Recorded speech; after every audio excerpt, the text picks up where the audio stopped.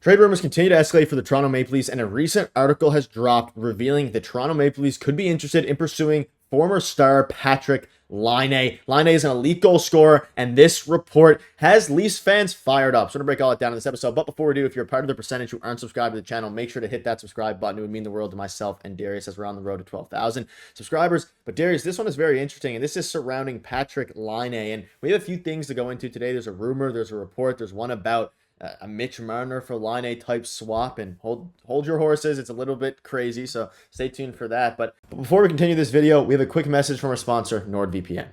And we know that in years past, the Leafs defense has not been up to snuff. But with NordVPN, your internet's defense is guaranteed. Visit nordvpn.com/Leafs to access internet privacy with a single click, even when you're not at home. Using public Wi-Fi networks at shopping malls or airports can be risky, but with NordVPN, your personal data is encrypted, providing a super simple, super easy protection. And I know personally, sometimes I want to watch TV shows or movies that are not available in my country, but with NordVPN, you can spoof your location and enjoy content from different countries easily.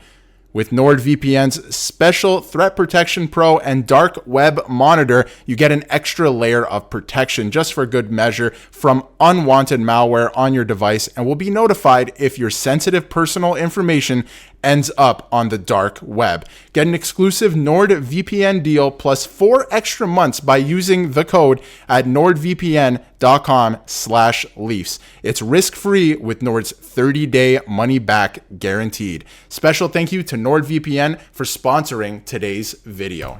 There's been a lot of rumblings lately about Patrik Laine getting traded and wanting out of Columbus, and the Toronto Maple Leafs could be interested in the player. You can see here, could Laine be a trade target for the Toronto Maple Leafs? And we're just going to dive right into it. And there's a lot of different things here. So one player comes to mind and is looking for a fresh start elsewhere is winger Patrik Laine of the Blue Jackets. In 26 and in 18 games during last season, he scored 6 goals and 3 assists. But we know that Laine, if you've been following the NHL for a while, he obviously was a part of the Matthews draft class. They went 1 and 2 respectively, with Matthews going 1. Laine is an elite goal scorer, Darius, and at his peak, he was one of the best goal scorers in the NHL. And you can see here, TSN's Pierre LeBrun reported that the Blue Jackets and Laine were mutually working on a trade. That's the goal from everyone involved. Laine would like to move on. His agent has had conversations with the Blue Jackets about it, and both sides are working together to try and get that done. So what are your thoughts on this? And Laine is an interesting guy. He's an elite goal scorer. At least he has been in his prime. And I think with a change of scenery, could make sense for the Leafs, who need some goal scoring, especially if they're getting rid of Nick Robertson or Mitch Marner. But even if they aren't, I still like the fit here personally. I do, because, it adds a lot of depth scoring, right? And like we talked about, the Leafs could use that extra scoring. We'll get into some of the stats later on too. But this is a guy who scores goals. This is all he does. And like similar to Alex Nylander, it's all he kind of does, right? But just at a more elite level, obviously. And Columbus, obviously, it's not that they want to trade him, but it sounds like it just isn't working out there and they want to move on from that.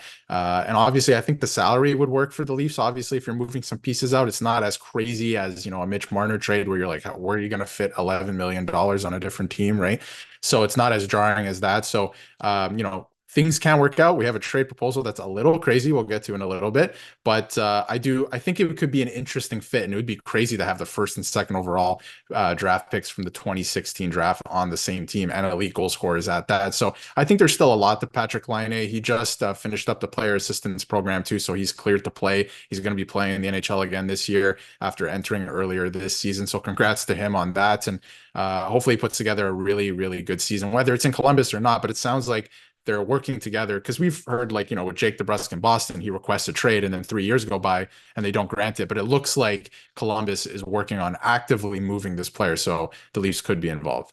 Yeah, and like you've been seeing here, Laine, we've been talking about his good goal scoring abilities, and really, this is he was a shell of himself last year, and he still put up 6 goals in 18 games. We've seen years where, especially earlier on in his career, his rookie year, the year after that, he was one of the best goal scorers in the NHL, and he was competing with Matthews for a little short period there of being the best goal scorer in the NHL, but now obviously he's not that player anymore. But if you add his ability to this Toronto Maple Leafs team, you're really putting together a pretty star-studded forward lineup if you're keeping Mitch Marner, even though at this juncture, it seems unlikely that they're going to trade Mitch Marner for Patrick Laine, so maybe it could work out. And I want to dive into a couple things here. So the first thing here, you can see a trade between the Maple Leafs and Blue Jackets to acquire Patrick Laine makes sense if it involves. Now, this is the mock trade. There's two different ones we're going to discuss here. This one I would be very open to. I'm not entirely sure the Blue Jackets are open to it, but if you think about leverage here, it could make sense. So this is a package focused around Nick Robertson, Calle Yarncroke, Connor Timmins, who we'll probably have a video on him coming up soon. A trade with him seems pretty inevitable at this point, or moving on from Connor Timmins to some degree,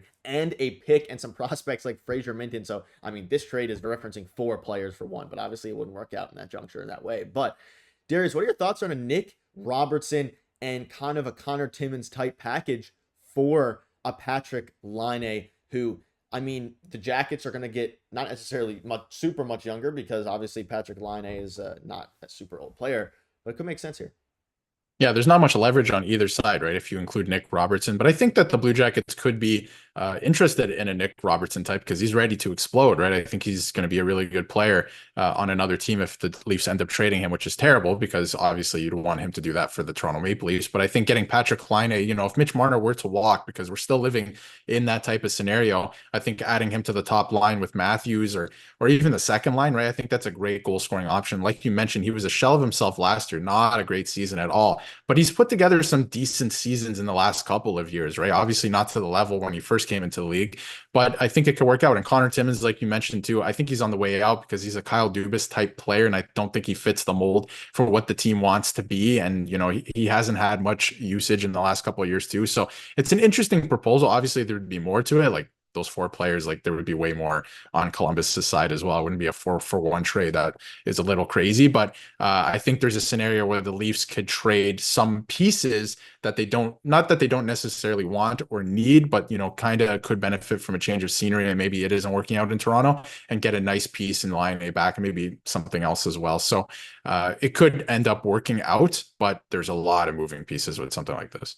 Yeah, and obviously maybe they throw Timothy Liljegren into the mix and see what happens in that front, because obviously Liljegren might be on his way out of Toronto depending on how that contract is.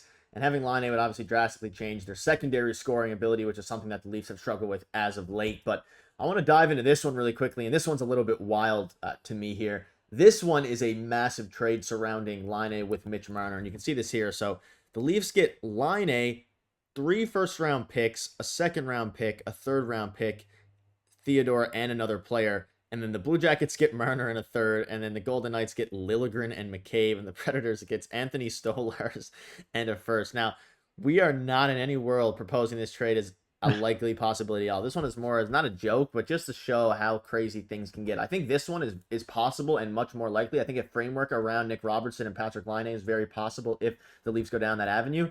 But to go back into La La Land for a second here, Darius, what are your thoughts on this absolutely ridiculous, unrealistic trade the Leafs probably would never do? This trade is insane, but it's the Leafs would do it for sure. But this is an insane trade, and I think it creates more problems than solves. Maybe not creates more problems, but I think for the Leafs, you get way too much good value back than the rest of the team. So it's pretty crazy. You fix your goaltending with Askarov. You get a #1 pairing defenseman in Shea Theodore. You get a goal scorer in Patrick Laine. It's very interesting. You get first-round picks. I mean, this is an NHL 24 trade, really, at the end of it. But it's pretty funny to look at. I think it kind of helps all the teams in a way, but I think the Leafs make out way better than every other team in this scenario, which is the Golden Knights.